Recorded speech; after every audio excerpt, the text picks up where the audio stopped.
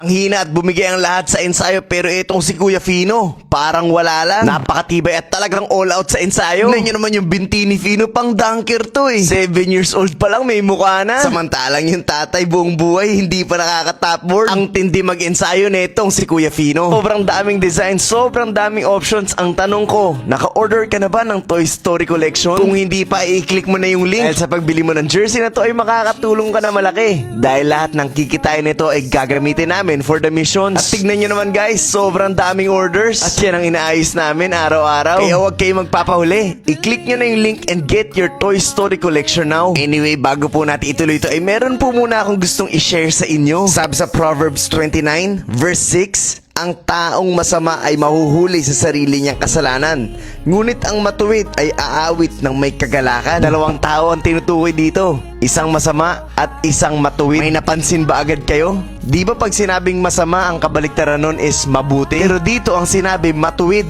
hindi lang basta mabuti. Ano namang pinagkaiba nun? Yung mabuti is based sa human standards, yung matulungin ka, lagi ka nandyan para sa kaibigan mo, hindi ka nang iiwan. Yan ang mabuti na kinukonsider ng mga tao. Pero pag sinabing matuwid, hindi lang basta mabuti yun. Sinabing matuwid, ito yung mga taong nabubuhay para sa Panginoon. Ito yung mga taong naniniwala at sumusunod talaga sa Kanya. Maaaring mabuti ka sa paningin mo, marami kang natutulungan, pero sa maling paraan. Pag sinabing maling paraan, hindi lang ito yung karumal-dumal na krimen. Kahit sa mga simpleng bagay, tumulong ka sa kanya, pero nasira naman yung pamilya niya. Kasi yung tulong mo, mas lalo nagpalayo sa kanya, sa mga anak niya at asawa niya. O di kaya naman sa nanay o tatay niya. At pag nakatulong tayo ng ganun, ang pakiramdam natin, ang bait-bait natin. Pero pag tumulong ang matuwid, iba yun. Kasi wala silang ibang pakay kung hindi maging maayos ang pamilya nung tinutulungan nila at mailapit ang mga tao na yun sa Panginoon. So bakit ko nililinaw yung ibig sabihin ng masama at matuwid? Kasi sabi dito, ang masama ay mahuhuli sa sarili niyang kasalanan. Kahit gaano kakabuti sa paningin mo,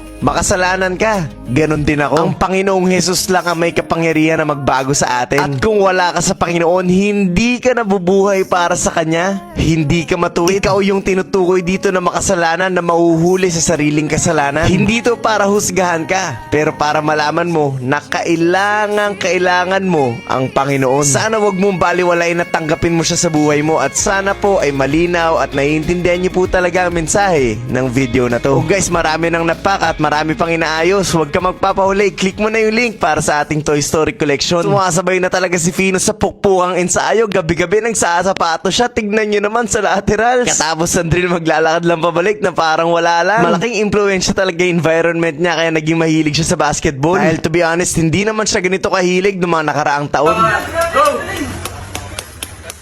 Go! Saan pa ang harap ko ya? Go! Saan ka na? Dito ang harap ko ya. Sunod! Yan!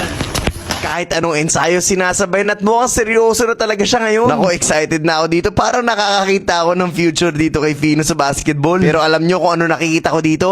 Mas magiging magaling siya sa depensa. Yun ang magiging forte niya. Kasi explosive, mabilis, maharas, at alam natin na wala namang malas pagdating sa depensa. Sobrang nakaka-bless lang dahil nag-start ako maglaro 12 years old. Pero etong si Fino, merong gantong environment sa edad na 7 years old. At hindi lang yun, dahil ang pinakamahalaga talaga dito na nade-develop niya ay yung mindset na nagbabasketball kami para sa Panginoon. Pagdating sa last drill, tingnan nyo guys, pagod na pagod lahat, nakayuko, parang susuka. Pero itong si Kuya Fino, wala lang. Yun na yun, tapos na yun. Ang lakas mo talaga, kuya.